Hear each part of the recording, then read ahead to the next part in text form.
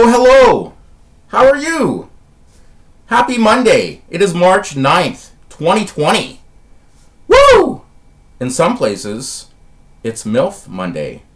And I love the MILFs. This is your friendly neighborhood Canadian. RVD. The Dudar. Because you know, SJWs. What are those? I'm your friend from the Canada. Yes. Amateur, low end, no script, no plan. Just like the Disney Star Wars trilogy. Woo!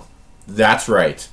I am from the country of Canada, the province of Alberta, the city of Edmonton, home of the Edmonton Oilers and West Edmonton Mall, and sometimes I am located in the small town of Lac La Biche, a place with many gas stations and many liquor stores.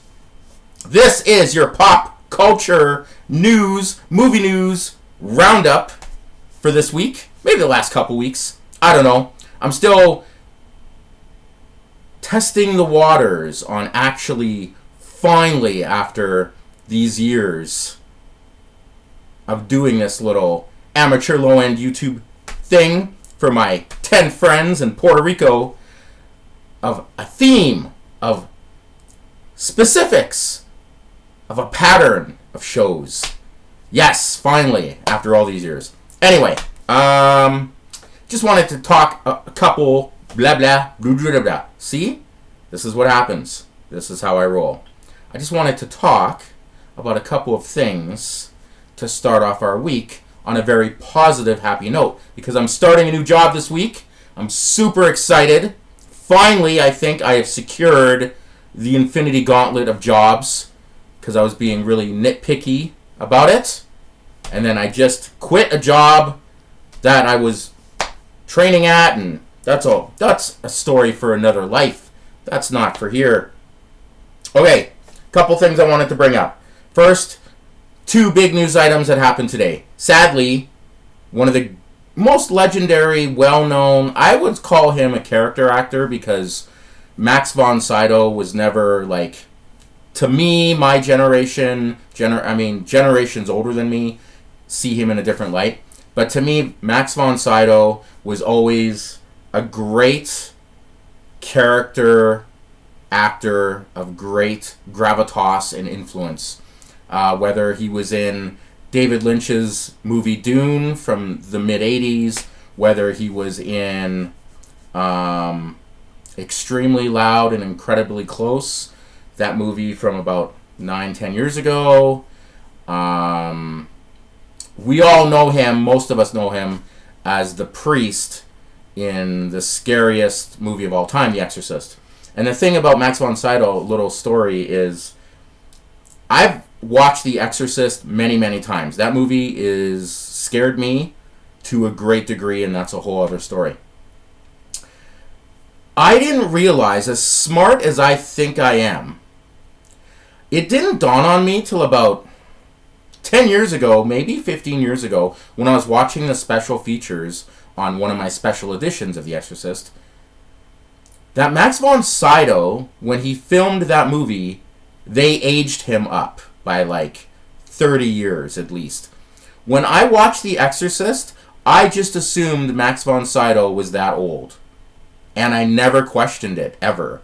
Even though he was younger in Dune 10 years later, even though he was in Strange Brew, even though he was in Flash Gordon, it never entered my mind that in The Exorcist, he was wearing makeup.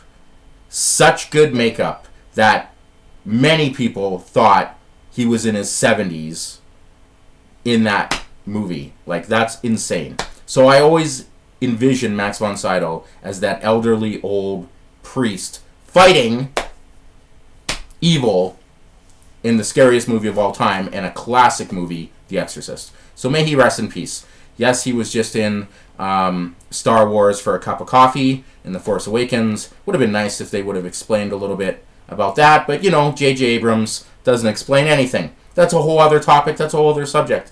That's many angry, older, white American men are complaining about Disney, Star Wars, Picard, Star Trek, all over YouTube. You can find them. I just brought up a couple in another YouTube video. Hey, I still get mad about Zack Snyder. Zack Snyder triggers me now. So I get it. But eventually you gotta you gotta move on. So rest in peace, Max von Sydow. He was also in Game of Thrones for a little bit there, which was awesome. He lived a great life, accomplished actor, many Academy Award nominations. La-di-da-di-da.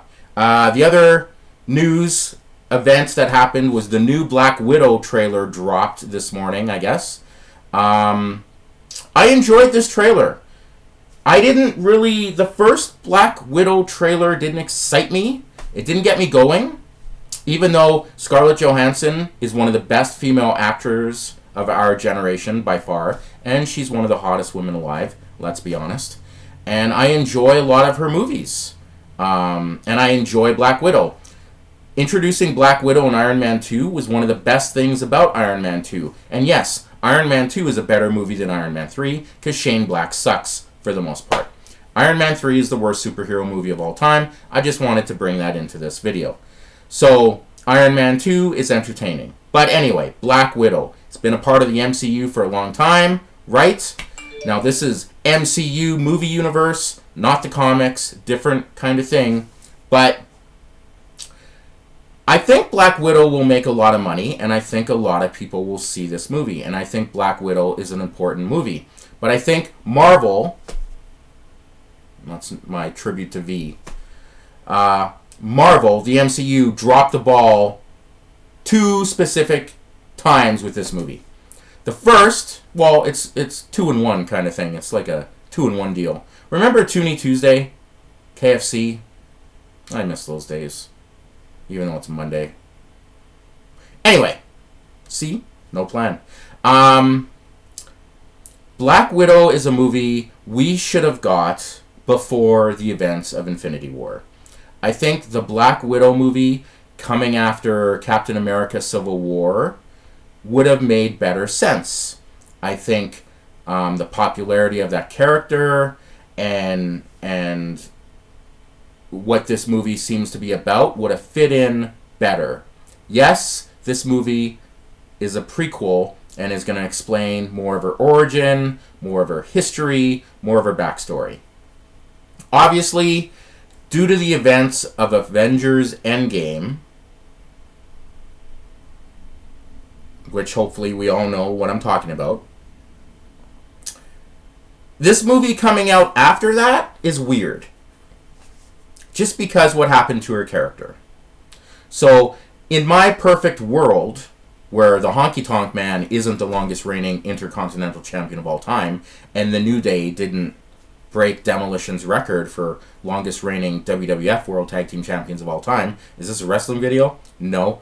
Just saying, in my perfect world of movies, Black Widow would have came out before Avengers Infinity War, and I think it would have made a better impact. And it also would have been nice if Marvel would have had the foresight to push this Black Widow movie before DC brought out Wonder Woman. Because we all know now, in this day and age, this internet, social media, fake news culture, lots of firsts have just happened in the last few years. And identity politics, social justice warriors, virtue signaling, all those things will make you believe that Wonder Woman was the first female superhero movie of all time. And you will hear that.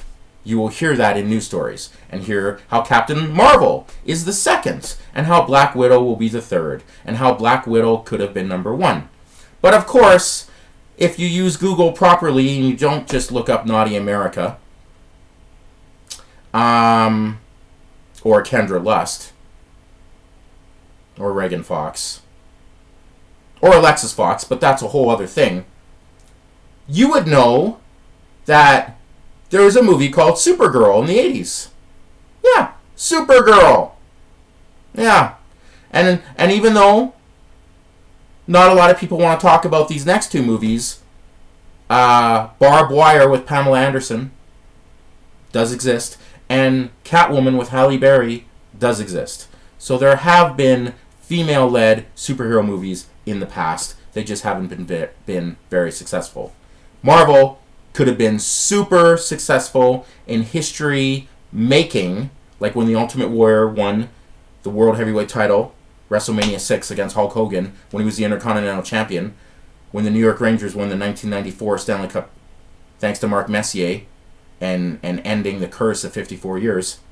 Marvel could have made history if they would have released Black Widow in, say, 2016 or early 2017 before Wonder Woman. That's all. That would have been prime time marketing genius, in my humble opinion. But hey, I'm just a Canadian man who loves Negan, who loves Batman, who loves Avengers stuff. And yeah, that's a cool Star Wars poster. It's too bad Rise of Skywalker has a lot of stupid plot holes, and J.J. Abrams is proving time and time again he doesn't care about things like a plot or a story or cohesive explaining things. That's another video. There's lots of angry people. Nerdrotic, Geeks and Gamers, Doomcock. Go look them up. They're angry. They hate women. They're incels. They hate everybody. Anyway. So yeah, Black Widow trailer looks really good. It's just my excitement level isn't super great, and I think Marvel dropped the ball. So that's my Canadian opinion on that. Take it for what it's worth. I don't know what the Canadian dollar is worth today. Rumors of people. There was a rumor last week about Henry Cavill maybe being cast as Logan, as a new Wolverine. I just want Henry Cavill to play Superman again. I want a Man of Steel too. I know Zack Snyder had zero clue who Superman was. I know Zack Snyder had zero clue about pretty much every superhero in the DC universe, and he lucked out on some good casting choices. And yeah, he got Batman mostly right in Batman v Superman, except for the killing part. But I would love to see Henry Cavill play Superman more, and there's rumors they're negotiating with him to be in a Shazam 2 cameo, and there's rumors of negotiating with him to possibly have a small role in Black Adam. Those are awesome. I think Superman, played by Henry Cavill, is amazing, even though Zack Snyder had no clue how to do Superman. That's to be fair. I think that's totally fair. I used to be a Zack Snyder fan. I have the YouTube videos. You can watch them. Back when I loved him, and now when I think he's hack Snyder and almost ruined the DC Extended Universe, like Vince Russo almost ruined WCW. So, a lot of wrestling references. I know, it's because wrestling is pulling me in. It's almost WrestleMania 36, and Goldberg is I think the Universal Champion, and Brock Lesnar is the World Champion, and it's fucking 2004 again in 2020, and I love it, because I'm a jaded wrestling fan. I still want Sting versus The Undertaker. I don't care. That's another video. Don't worry. Don't worry. There's some wrestling videos coming your way. So anyway, I don't know who they should cast as Wolverine. I don't know who they should cast as the new Logan. I'm sure whoever they cast, we're going to be mad about. But I have faith in Kevin Feige and the direction possibly of what they're going to do with mutants in Phase 4 and Phase 5. But Hugh Jackman is going to be a hard act to top, because he's probably, arguably, the best actor cast in a superhero role of all time. It's like him and Robert Downey Jr., right? Those are the two, I think, everyone can agree on. The two best casting choices in movie history. You can maybe make an argument for Sir Patrick Stewart, right? New Batmobile pictures came out last week. Listen, not a fan of the Matt Reeves The Batman movie. I don't think sparkly vampire should be Bruce Wayne, and I am willing to change my opinion on that once we get a trailer, teaser, later this year, because obviously they're filming the movie right now. They're going to film for probably 3 or 4 months. That's how it goes. I'm not a Robert Pattinson fan, as most people in the 98%, 96% of the known universe is not a fan of Robert Pattinson. I'm sorry, you internet people who like independent movies, that's cool. Until Tenet comes out this summer, most people are going to be worried about Robert Pattinson as Batman. And those are facts. And facts mean more than your feelings.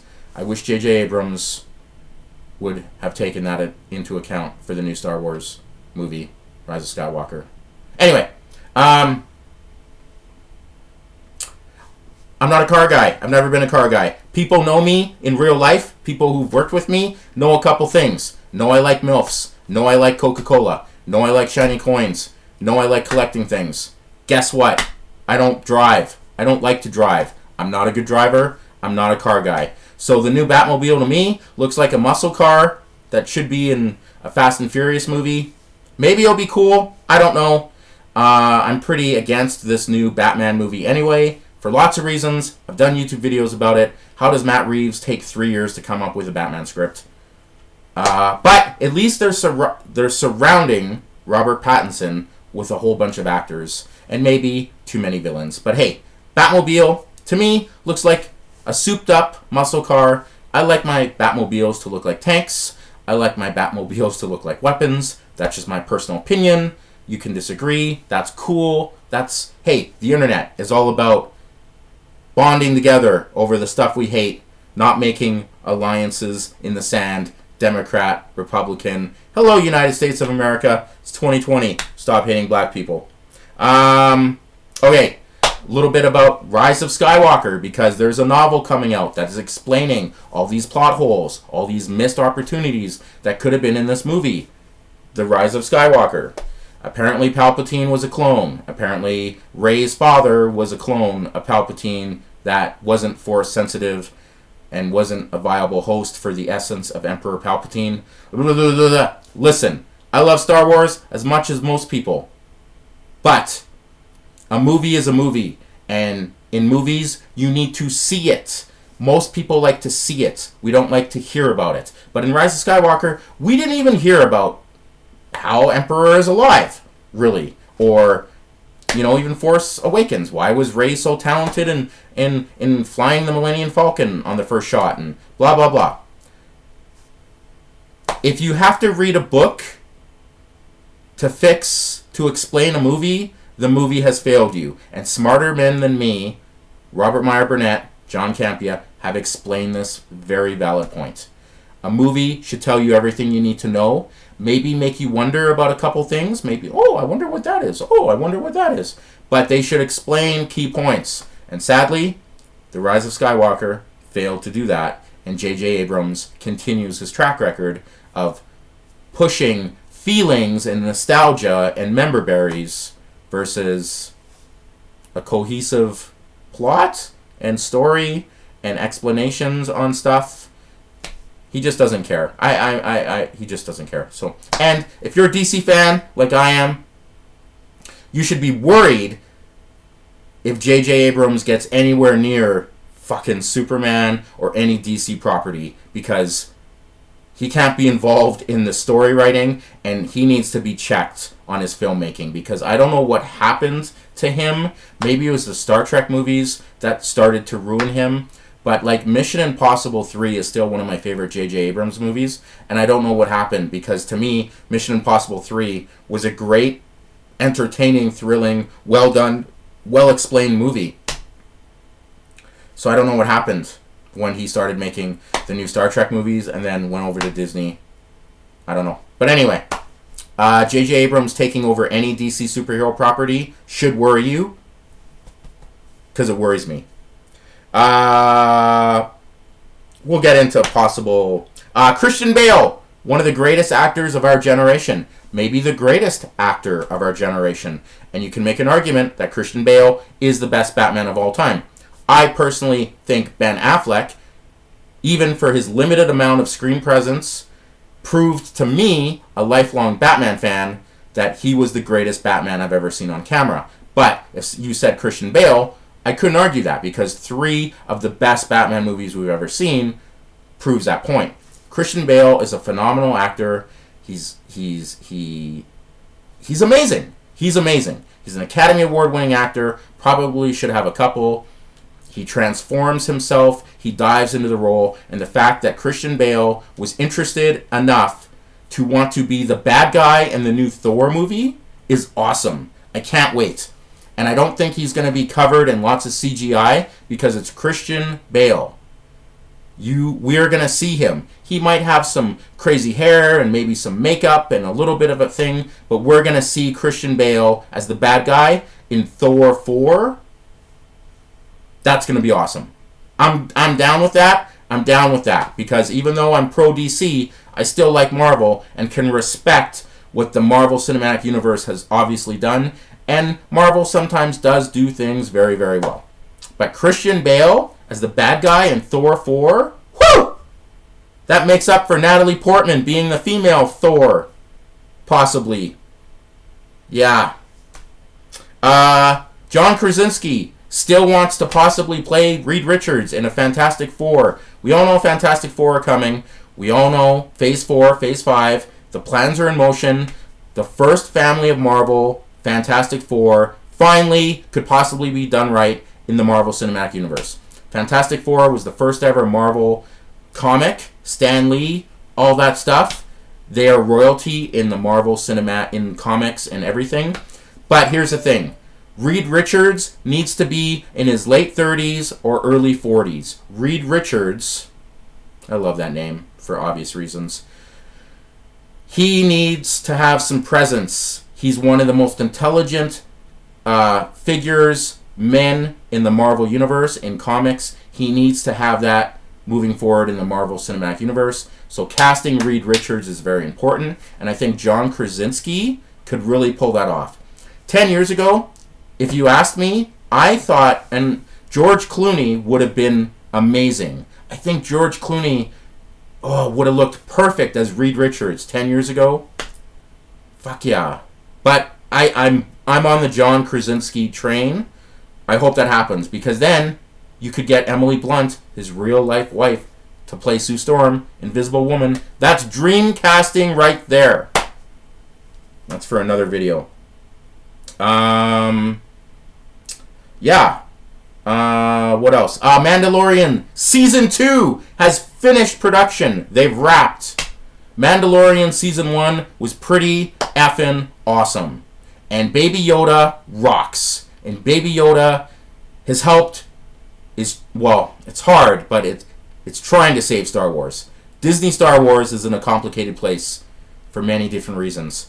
And that's for another videos. But everyone loves Baby Yoda, and mostly everyone loved Mandalorian Season 1. So Mandalorian Season 2 should be awesome. So they wrapped production. That will be on Disney Plus later this year. For my friend, Austin, Jimmy, the man, Lucifer is getting a Season 6, in case you didn't know, because I know you are in that small town where time stands still. It's 1989 right there. Over there, you know what I'm talking about. Tom Ellis has signed on for a 6th season of Lucifer that will be on Netflix. So there you go. I got to get into Lucifer. I watched the first few episodes of Season 1, and then I responded to a Kijiji ad, and then I ended up living in Lac La Biche for 3 years. But hey, I've done videos about that. That's a whole other story.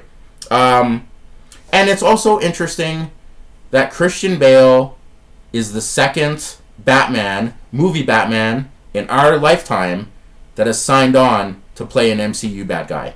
Michael Keaton, obviously, Batman from 1989. Tim Burton, Michael Keaton was awesome. Batman Returns. He is the Vulture, right?